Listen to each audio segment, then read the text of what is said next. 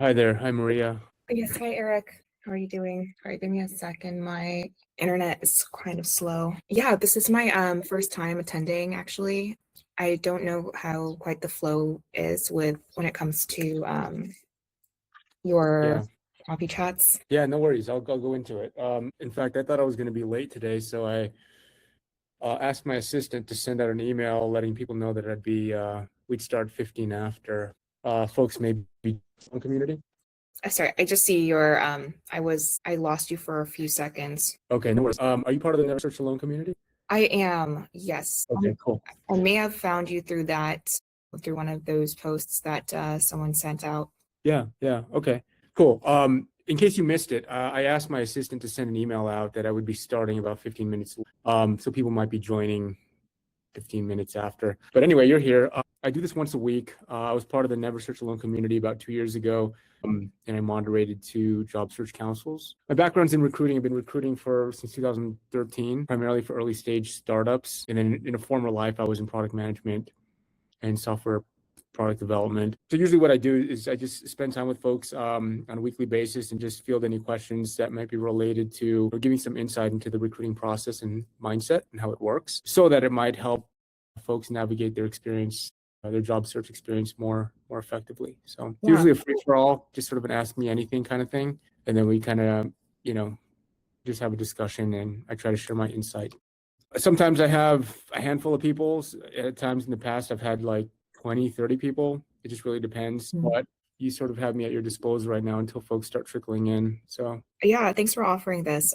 I I just reminded myself that you guys had this, and so I put that on my calendar, and I just just thought it was a little late. But yeah, I mean, I've been part of the Never Search Alone community for the past few weeks now, and thanks for like offering your your advice to fellow job seekers, because I'm sure you've been in the same position in the past. And as someone who's in the recruiting space, you have a lot more insights into what to do and what not to do. I have actually just kind of attended one of the seminars with Growth Hack Your Career, and they talked about how much LinkedIn does play an impact on like how people see you when it comes to like what job titles you're targeting.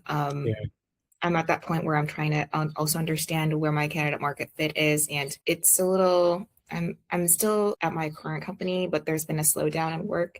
Things might pick back up in the next month, but I'm also thinking of trying to pivot and explore more client-facing positions, which I feel like the search has kind of been a little bit up in the air with people getting back to me, and I've been trying to network more so, but where that networking goes, it feels like it's sometimes goes to a dead end, and I'm not really getting a lot more, I think, leads out of it. Curious on your thoughts, but my background is in life sciences, environmental consulting, and I think a lot of the times that I've gotten feedback was mainly because of either my qualifications aren't matching all the requirements or they went with other candidates. So yeah, curious on your take. Yeah, so a lot to unpack there, right? I guess a few sort of observations. One, it's good that you're starting while you have a position, while you're employed. That's a good thing. When people are unemployed, it makes it harder, largely because of their confidence, right? And that shows up in like interviews and things like that. So if you are interviewing while you're employed, that gives you a bit of a leg up from what I've seen typically. As far as just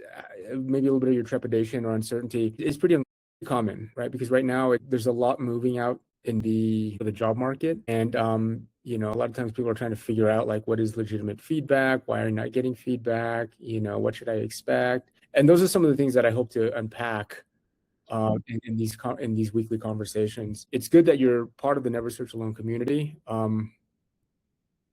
Sorry, I'm bringing somebody in here. It's good you're part of the Never Search Alone community. There's a lot of knowledge sharing, but beyond that, it's not just knowledge sharing.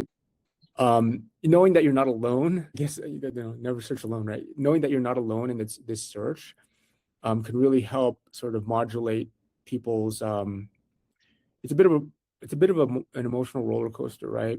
And so you may not be facing that as of yet, but I've seen people in this program that they've been unemployed or they've been searching for 3 months, 6 months, 9 months, and so not to scare you, but it helps having that community, right?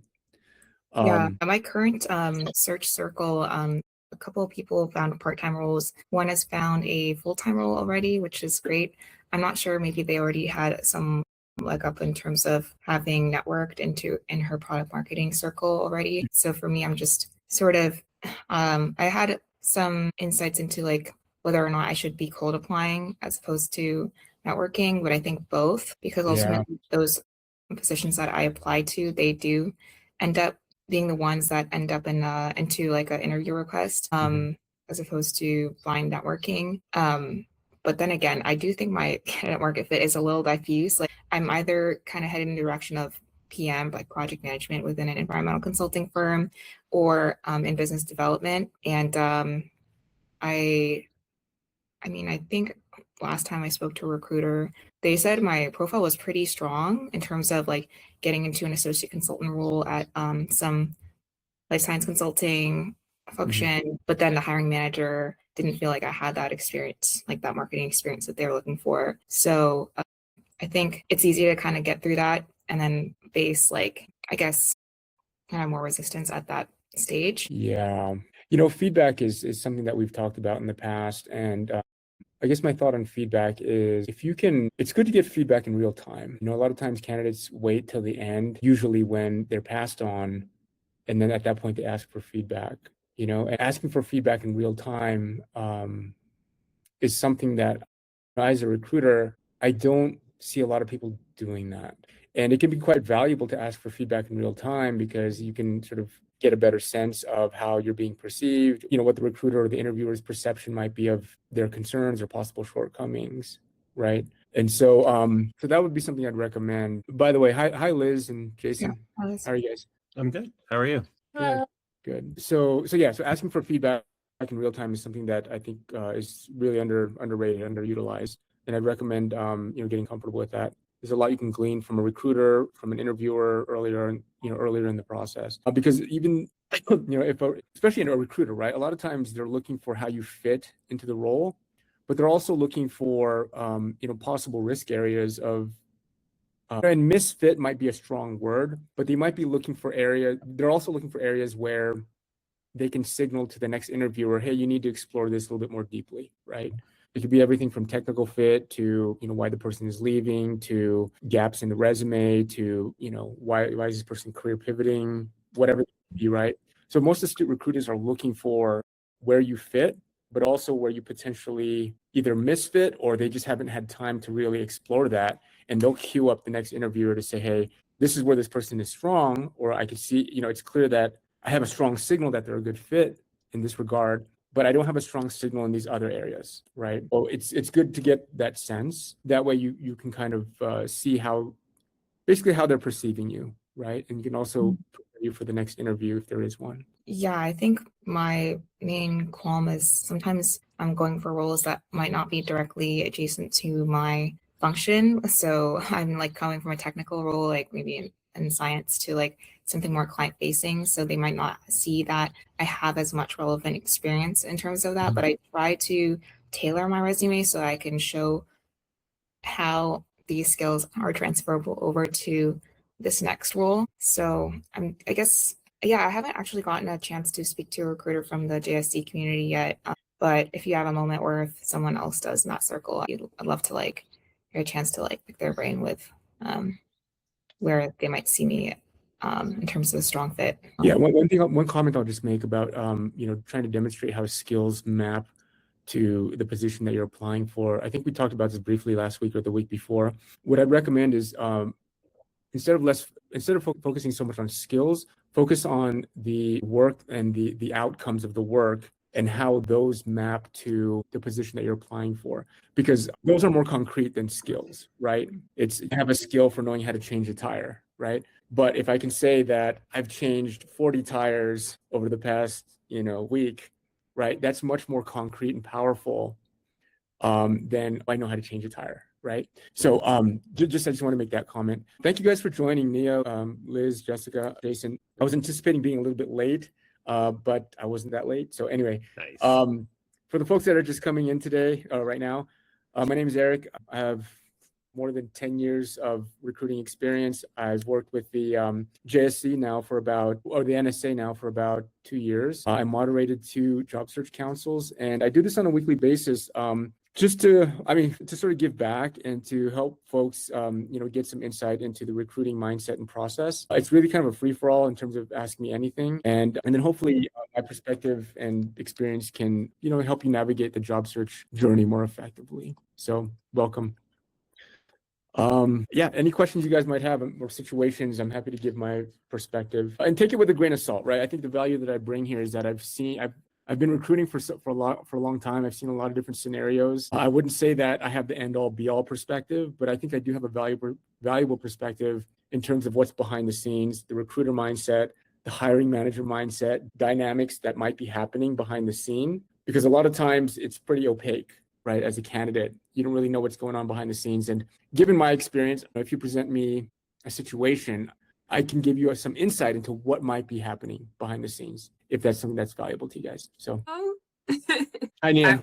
Welcome. Jason, for introducing me to this, because I've never spoken to a recruiter before to get their insights in terms of like my background, where they think I would be a good fit.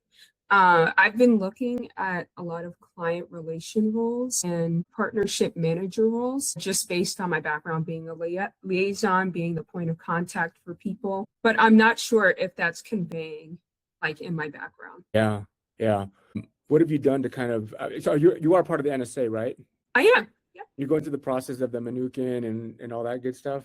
I am. Okay. I am. I mean, it's a pretty sound process. I won't say it's entirely comprehensive. I think some of the gaps have to do with, maybe taking a multi-pronged approach and just kind of the marketing side. And then also how, I think a lot of times it overstates pushing for a full-time W-2 position. And I think things are changing dramatically right now. And I've seen a lot of people become successful and oriented around fractional work, which in many ways can be kind of like a try before you buy. It minimizes risk for the candidate as well as for the employing company. But it's good that you're doing that. And, to the extent that you can solicit feedback from the market would be helpful. But just to get back to your question, can you reiterate it for me? Refocus it for me? Yeah, I've been looking at client relation roles to be the point of contact for a business's client, and at the same time, I think work cross collaboratively to achieve the goal that they're trying to focus on. A key example that I'll give, I was applying for, or I think you're frozen, or you're just really in tune.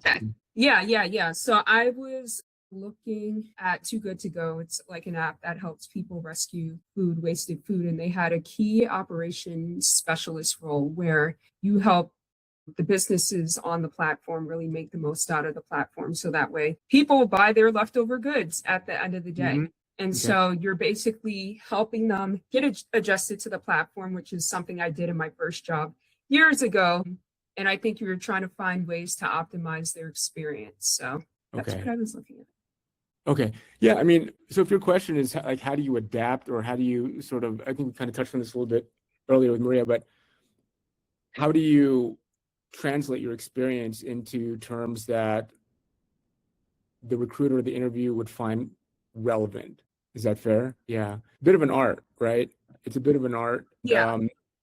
I guess as sort of maybe a generic approach, and you guys might be already doing this. I would imagine you're doing this already.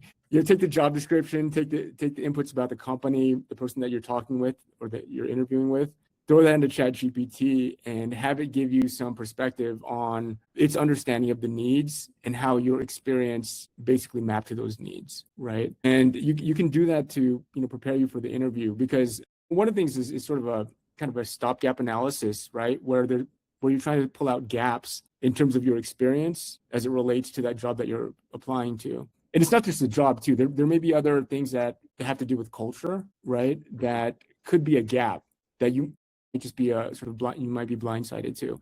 So that's why I would suggest taking taking the job description, taking what you know about the company, taking what you know about the person that you're interviewing with. And ideally, you can get to a name of who you're going to interview with before you jump on a call with them. That way you can do a little bit of your homework, right? And then you can try to figure out like what are some of the strong areas where it's obvious that your experience maps to that position, and what are some of the gaps, and then being able to speak to those gaps. right? And that's what I would recommend. I mean, it's a bit generic, but that's what I would recommend if you're not doing that already. Nia, do you know anyone that's like done what you've done but moved on or moved up or pivoted in one way or another? I need to speak to more of those people. Usually the people that I've spoken to who are similar to that are customer success managers. Yeah. But I can't say that I've spoken to some people recently. I thought about reaching out to some people at To Get to Go just to, understand what they do, how they approach their role. But you're leading me on to like actually reaching out to people who've done roles similar to that, because they could give me insight that I may not be able to pick up on. Because for me, like a lot of the skills or the work that you do day to day, I've done in my other roles, but the title doesn't necessarily match it. So maybe it's a matter of what Eric said before. How do I make it translatable, or how do I speak their language? Because when I started talking to other people in my industry that were maybe like 10 years ahead of me, they all had said to me, they were like, I was where you were 10 years ago. And you need to think about shaping some of your talking points to taking the next step up in your career. And, they were like, X, Y, and Z, you'd be perfect to manage people or to lead a team that is strong at X, Y, and Z, but only focused on their day to day, whereas you would be able to be focused on week to week. That analogy may not work for you, but I just found a lot of clarity talking to people that had already made that move. And it helped me go, yeah, that sounds great. Or, yeah, that sounds terrible. I don't want to do that at all. Yeah, basically move beyond deciphering the job description, actually talk to people. And then also, I found help talking to people in my job search council about what I did. And then what they understood from that really helped me narrow like where I wanted to go and how I wanted to define myself. Because if I couldn't explain it to regular people that weren't in my industry, there's no way I was going to convince a hiring manager that the things I was saying were valuable, right? Because I don't expect a hiring manager to know the ins and outs of my industry. I expect them to know the ins and outs of the company. Thank you. Yeah, that was helpful. That's a good point. I like that, Jason, because simplifying the narrative and what you bring to the table is really valuable. Sometimes I'll interview folks and, if they get too complicated, they kind of lose me, right? And I think that's typical, right? So if you can explain it in simple terms, what it is you do, and you don't have to feel like you're explaining everything all at once. A lot of times it's the whole progressive disclosure thing is quite valuable.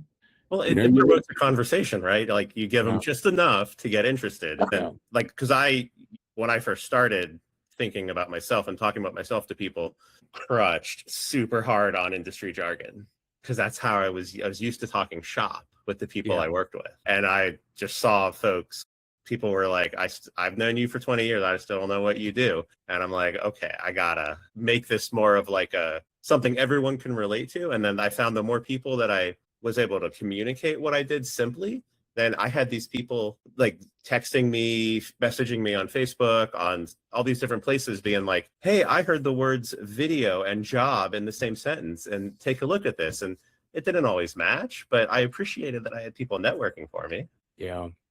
There's a question by Henry in the chat here. Welcome, Henry. Format, just it's an AMA. Just ask me anything, and we can explore it all together. No, you don't need to raise your hand. If it gets unruly, we can do something like that. I have another question. Dive in, Nia. All right. So this whole job process, Henry's having audio issues, but this job process has been a marathon, and with the year coming up of me and my job hunt, I'm trying to figure out how to explain to people, what I've been doing. Does that question come up? Well, as you being a recruiter, have you asked that question? Yeah, it's a pretty typical question to kind of explore like what the person's been working on recently, especially if they've not been formally employed, right? It becomes a sort of an obvious conversation starter. What have you been up to? What have you been working on? And as a recruiter, what I like to see, right? If you are not in a formal position, I like to see people making good use of their time, right, and being intentional about it. And so if you can demonstrate that, I think that goes a long way. And having a narrative around that sort of ties past, present, and future, right? I think that's when you think about like your narrative, having sort of a kind of a smooth past, present, future in the mind of the recruiter eliminates a lot of risk. right? If the past, present, future is not, it's like fragmented or disjointed, the recruiter will struggle to try to figure out how everything pieces together, right? So if you feel like your background is kind of disjointed or fragmented, or you're pivoting, try to figure out a way that you can kind of, how do you say, make it a little bit more seamless, or have the dots connect together. One, it makes it easier for the person that's interviewing you to understand like what your story is. Two, it also eliminates risk for the interviewer. If they can, and this might sound bad, but like if they can put you into an archetype that you fit a pattern, then you become a little bit more predictable. But if they can't fit you into a pattern, it's like, I don't know if this person is a developer. I don't know if they're a product manager. I don't know if they're a salesperson. They're kind of a little bit of all. I don't know which box to put them in. It creates risk. It raises the risk profile for yourself. So yeah. Thank you. See, Henry, you have a question about how recruiters these days. I hear a lot about AI and ATS these days. Do most recruiters use ATS to screen resumes? Do they use AI to automatically reject candidates? I've seen a market drop off in the last 2 or 3 years in responses I'm getting, and I don't know if that's due to automation, economic conditions. I'm just not marketable. Automation and economic conditions are definitely headwinds here, right? There's a lot of folks that are, you're competing with a lot of folks for a limited number of positions, and maybe even declining number of positions. So that's one of the dynamics that's happening. Going back to your question about AI and ATS systems are increasingly integrating AI in the workflow. And so you need to be aware of that. It's a little bit of an arms race, right? You have a lot of things in your arsenal as a candidate to personalize your presentation, your resume, your application. And I would certainly try to take advantage of that. I think one danger you can get into is automating it a little too much, really not scrutinizing how the AI is presenting you on paper. So I know that it can be tedious, but AI is helping you, but I wouldn't turn everything over to the AI in terms of, just having it personalized and then just sending it out without kind of scrutinizing it, right? You can get gaslit into thinking that that's good enough. So you have to kind of find that balance, right? On the other side, ATS systems are definitely increasingly integrating AI into their workflow, be it responses, be it rejections, be it stack ranking applications or resumes. So I think you really have to tell your story well on paper, and then obviously be able to do it in person. But when you're doing it on paper, I think the NSA has a pretty good program for sort of going internal. Like a lot of times when people think about preparing for an interview, they think about researching the company. They think about researching the company, the industry, the role, the interviewers, and those things are good, right? Don't get me wrong. But I think what's underrated is researching yourself, right? Who is this person that, went through the past 10 years? What is their career about? What are the highlights of their career? What is their story?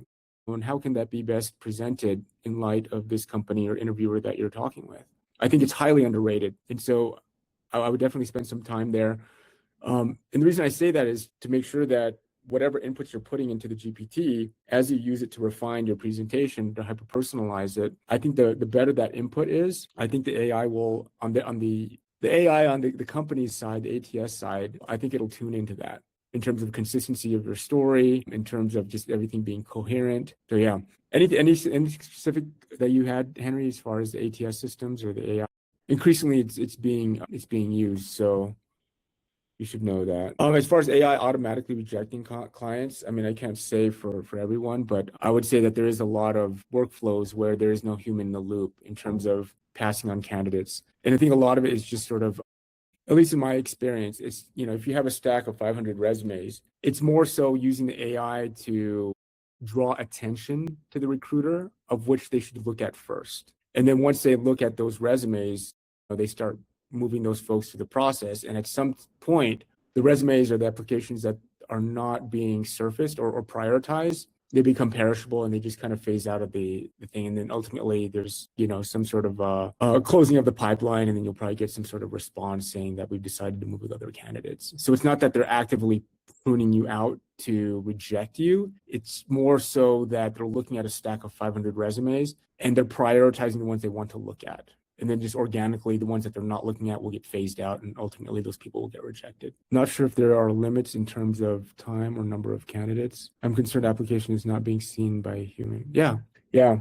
In many cases, especially with large stacks of applications, increasingly recruiters are being asked to do more with less, and especially the expectation is rising now with AI, right? There's no way, if I have 5 requisitions that I'm searching on and each of them have 500 resumes or applications, there's no way a person can go through them in any meaningful fashion, so they are relying on the AI to kind of surface the ones that they should prioritize in terms of looking at. And that's why it's so important to have a good understanding of what problem they're trying to solve with this position, and being able to speak to that on paper and orienting your application and your resume to that.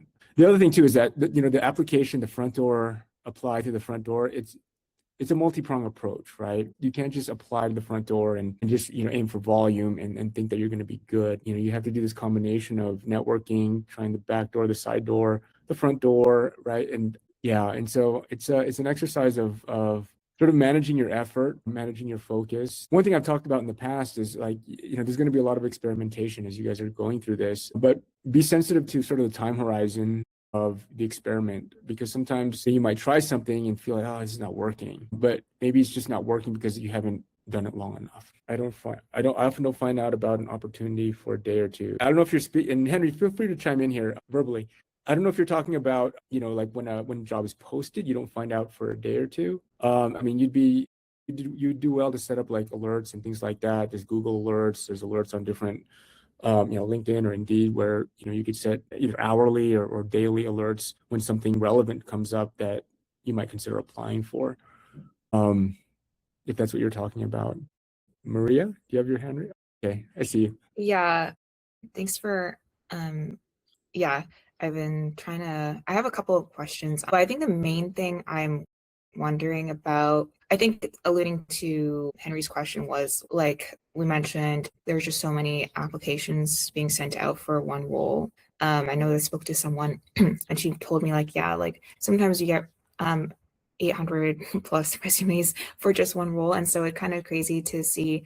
I think it does make a difference, right? In terms of being one of the first to apply.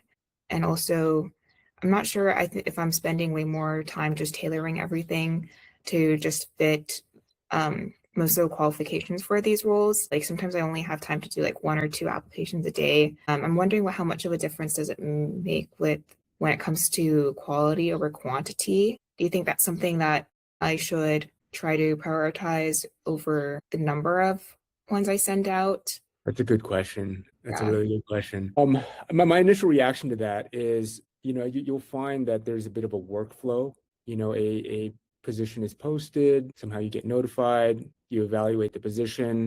If it's a fit for you, you look at the job posting, then you start looking at the company.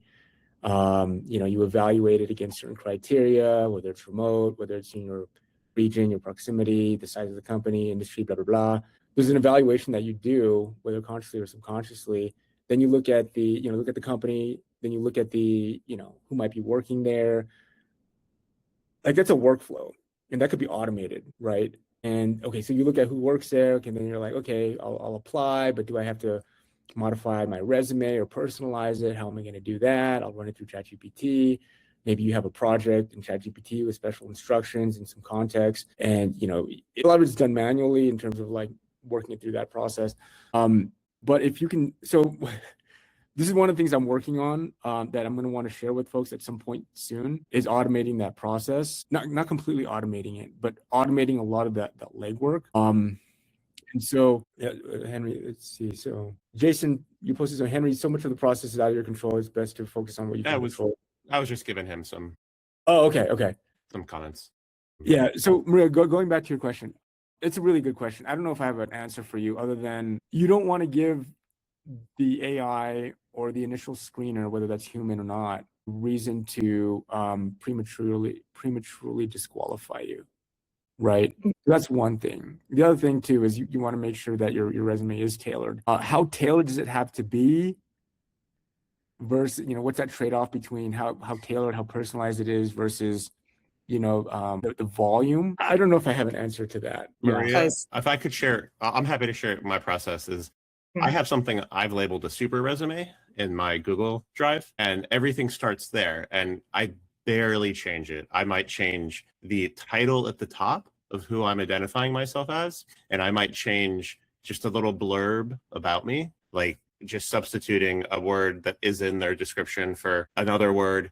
And that's about all I'm doing, right? I'm not changing my skill sets. I'm not changing any of my past, because honestly, that's like a dime a dozen, right? That information, they can find that on LinkedIn. I don't want to mess with that. That's fairly static for me, but I want to put all my effort into having an outstanding like opening line in my cover letter, or if the job doesn't require a cover letter, then I can take like my best thing that I have to say that would be in my cover letter, and that's what I'm gonna shoot off to like the company's HR director, or if someone knows someone and at this company that I can like get a warm welcome for. Like I want to spend my time being a standout person by how I communicate and not like fussing with my resume, because I feel like that information, you're going to have to explain all of it anyways once you get to that first interview, and just leave it as it is. And I found that helped me so much, because I was like fussing with both my resume and my cover letter for a whole day, and then I was like, I've run out of time to apply for some of these jobs, and some of them closed. So I found that helped a lot.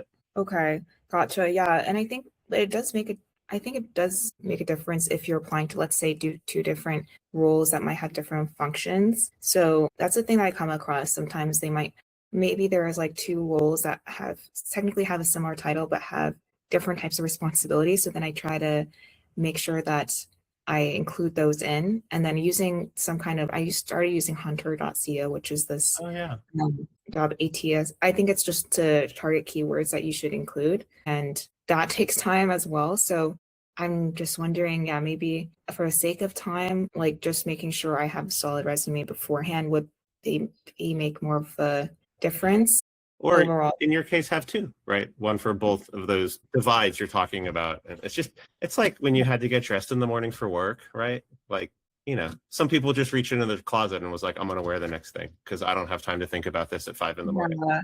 Yeah. And I wonder if it's just more of like a matter of being more targeted in like one particular CMF, because my CMF statement's a little broad. And so I might try to have a chat with a recruiter just to narrow down where my best place my interests in with respect to my skill set. Absolutely. So. I know that getting mine narrowed to a sharp point was really helpful. Jessica, Linda, I see your hand up. If I could just make one comment, Maria. So when it comes to personalizing your resume, you can go crazy with it. As a recruiter, what I tend to look at most is the top part of your resume, right? Usually folks have like an about section or an objective section, whatever the case may be. What I like to see in there is sort of marquee accomplishments, especially if you're further in your career, right? If you're entry level, you might not have as much relevant, marquee accomplishments, but you could still do that. But the point is, if you think about sort of the, sort of the hot spots on a resume, as a recruiter, I tend to look at the top, right? I'm just trying to zero in on what is this person's overarching narrative about, and what are 1, 2, or 3 sort of key accomplishments that can signal sort of the breadth and depth of their experience. And then I'm trying to map that to the position that I'm recruiting for. So that could be a place that you focus your personalization on. Doesn't mean that the rest of your resume needs to be personalized for each job or thing you're applying to. To Jason's point, you can spend a lot of time doing that, right? Even if you have a lot of that automated, you could still spend a lot of time doing that. So as a recruiter, what's most important to me, what's most obvious to me is that first part of your resume. So you might consider, personalizing that to the position. Jessica, I think your hand was up. Yeah, it was more in response to Maria as well. And one comment I wanted to make is that I have resume bullet points that I can plug in. I can put in and take out as well based on, so that it's kind of like I don't put them all in, but based on what the job spec is. Like, for example, if it's an individual contributor, maybe I take out the bullet point about being a leader because it's not as relevant. And then I have one about compliance that I don't always include because it's not always relevant. So I kind of do this thing so that I don't have to write it every time, but I know exactly I can just go pick it, put it in, swap it with another one. Yeah, I like that. Linda, did you have a question or suggestion? So sorry, I was on mute and talking. Thank you for your time. So I have a strategy and growth background. Just I'll do the 2-second by way of asking. I am curious how much and in what ways you're seeing AI truly kind of either replace or significantly alter what hiring managers and companies are looking for in talent in these functions specifically. Yeah, that's a good question. So specifically in this area in terms of growth and strategy and ops. Yeah. So anecdotally, in most of the companies I work with are earlier stage tech back, Sure. venture backed companies. What I've noticed is that there's just less, they're looking for folks that can be more versatile in terms of the scope of where they add value. Yeah. Right? So that's what I'm seeing in general. I think a lot of that is just, as a function of AI, as AI can, sort of extend, what a product manager can do, what a developer can do. And I think the companies are starting to realize that now, especially if it lightens a developer's load and now they can add value as a product person or a pseudo product person or a designer, then they're starting to take that on. In one instance, I've seen engineers sort of own product features sort of end to end where, they're actually doing the product management work or a large part of the product management work. Yeah. Right.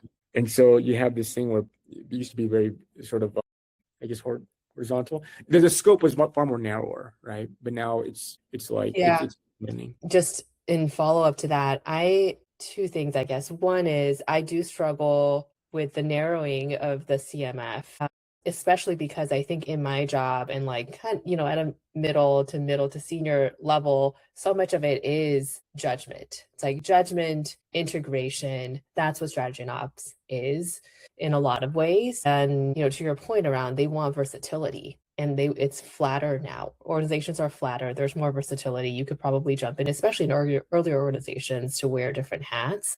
Like, how do you talk about that in a narrow CMF? Yeah, that's an interesting tension because companies historically have hired specialists, right? And I think there's still a lot of that sort of legacy mentality. At least that's showing up largely on the job descriptions.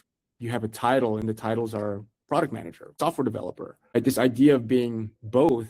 Yeah. What's the title for that, right? And so they're still using older, historical titles. So I think companies are still. They still want to hire for specialists, but when push comes to shove, they're like, okay, I want somebody that can also be versatile. It's sort of it's kind of a weird tension that I've noticed because they want to be able to fit you into an organizational matrix where they understand you are a product manager or you are a software developer, right? But I think at the same time, like as AI is sort of evolving quickly, how these organizations evolve in terms of org chart, departments, and titles, I think that's evolving too. And so it feels like there's a lot of things in flux. I mean, if I had to say, I would say really try to dial in onto the job description. Yeah. For most companies that are how do you say, diligent or conscientious, there is some work that goes, not the job description is the end all be all, but there is work that goes into the job description and some thought. So if you can clue into that in terms of what they're looking for and speak to that, then when you get into the interviews, you can also demonstrate that you're a specialist, but also you're quite versatile, and here's how you're versatile. Okay. But I think you have to clue into what they're looking for, because every company may fall on the spectrum, and things are moving really quickly right now. That helps. And I'm sorry if it's okay. I just want to ask a quick follow up, because you mentioned that you work with earlier stage and venture backed companies. What's your advice for kind of finding those opportunities, including I've been kind of talking to talent partners at some VC funds. What are some other ways to find opportunities? Because there's so many more of these companies. I mean, there's leading indicators. So I run a recruiting firm, right? There's leading indicators to when a company will start hiring, when they're about to close a round of funding. Exactly. Obvious, right? And maybe one of the underutilized platforms is a lot of these investment, like these VC firms, they have a list of a lot of times they have a list of their portfolio companies on their website. Yeah. Right. And sometimes they have, their job postings on there as well. And so that could be another sort of avenue to try to get clued into, what companies are hiring. But if you try to follow companies when they get funded and when they're about to get funded, that could be really helpful. And just in terms of networking as well, if you can if you can network with folks on the investor side, that could be quite valuable. We found that to be valuable in terms of business development for our recruiting firm. That makes sense. Yeah. Okay, thank you. Yeah. Nia, you have a question? I saw a few comments. I do, but I see more questions in the chat, and they Yeah. asked their questions before me. Hold on, let me see if I can navigate to the chat. Can you guys just blurt it out? It might be a little bit easier because I don't even know where. One of the ones that I just talked about, I'm not sure if I came after Henry or not, but it was, how important was it to get your application like kind of sent in within the first 24 hours? Like I heard some recruiters say within the first 3 to 5 days, but obviously when I see LinkedIn posts that show a job, like within 1 day, there's already more than 100 plus applications. There is a time sensitivity for sure, right? A job posting will go stale after some point, and at some point the recruiter will get, they'll see the numbers go from 0 to 50 to 100 to whatever the case may be, and at some point they'll be like, okay, I have enough, right? And so again, the recruiter might have 5, maybe even 10 requisitions at any given point. But the workflow is they'll post the job maybe on LinkedIn, maybe on Indeed, maybe on whatever, and they may syndicate it to a lot of different platforms or job platforms out there. So time is of the essence. I would apply sooner rather than later. If you see a posting that's still up, that's been up for 3 weeks, you might want to just sort of temper your expectations, because chances are there's a bunch of people already in there, and by 2 or 3 weeks, the recruiter's already gone back, and they've already gone through a cycle of evaluating whoever's in the pipeline and sort of building a little cohort and started moving that cohort through the process. So what'll end up happening is, a recruiter will go through that process of identifying a cohort out of, let's say, 100 resumes or applications. They'll take that cohort and they'll start to schedule interviews with that person, with that group. Meanwhile, those other people, they're just sitting in that queue, right? And then they'll interview some folks and they'll start to work that cohort through the process. And then a lot of times, at least for me, like I don't revisit that stack very thoroughly if I feel like I have a good cohort. If I feel like the cohort is at jeopardy or there's just something going on with that cohort, then I'll go back to the stack and say, okay, well, who are my top folks that I want to sort of work into that cohort or create a new cohort out of? Long story short, time is of the essence. Great. Yeah, thanks for that. I think sometimes I procrastinate on these postings. I put them in a job spreadsheet, and then by that point, it's already been like over a few weeks. And it's good to know. And also, I guess, does timing really matter? Like timing of the day, I guess, first thing in the morning, or of when you apply or when you. Yeah, does that not matter as much as like your ability to send it in within the I guess 1 or 2 day period? I don't know. For me, it doesn't matter. I mean, for it to matter to a recruiter, they might have some alerts. Yeah, that's a reach. I don't know. Okay. Yeah, I saw Jason's comment here that you said you would either want to be the first or last, but I'm guessing, I'm not sure about that. That's just what I've heard elsewhere. Oh, okay, gotcha. Yeah, I know like the referral is always like going to be key too. So, thanks, Eric. There is something to be said though about name recognition. I think I've mentioned this before, right? Like if you're applying and if you can build some name recognition either through an email, a comment on a post that maybe the recruiter made on LinkedIn, like there's something to be said about name recognition. So that's again, multi-pronged approach, right? Yeah. Nia. Okay, so I have 2 questions. So one of them dates back to what you were saying earlier about with people with diverse backgrounds to just have that common narrative. Are you able to share an example of someone you've interviewed or recruited that had a really strong narrative tied to their background? So an example of someone where maybe they had a pivot or something like that? Yeah, exactly. Yeah, not off the top of my head, but I can tell you what works is situations where, pivots are hard. I've said this over and over. Pivots are really hard because it introduces risk, right?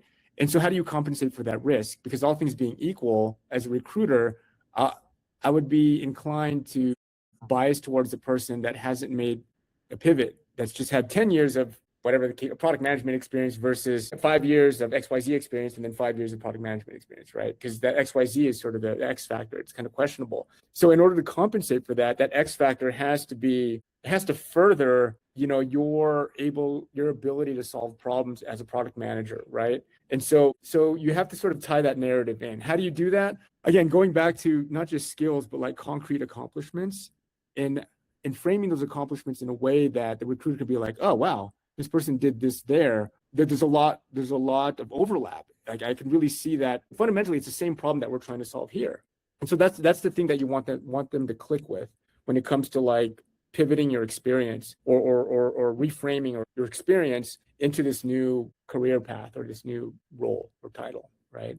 It's a little bit of an art, right? But I think what you want the recruiter walking away with is that they can see concretely the experience that you've had in the former title or former role, and how those problems that you solve there are really the same problems that you're trying to solve in this new position, right? I'm like trying to type and talk to you at the same time. Yes. And then my second question was tied to something else you said earlier. I don't know if it was to Henry, but you said it's not because of XYZ, it's just that you haven't done it long enough. I don't know if that was tied to like a job search or a job application.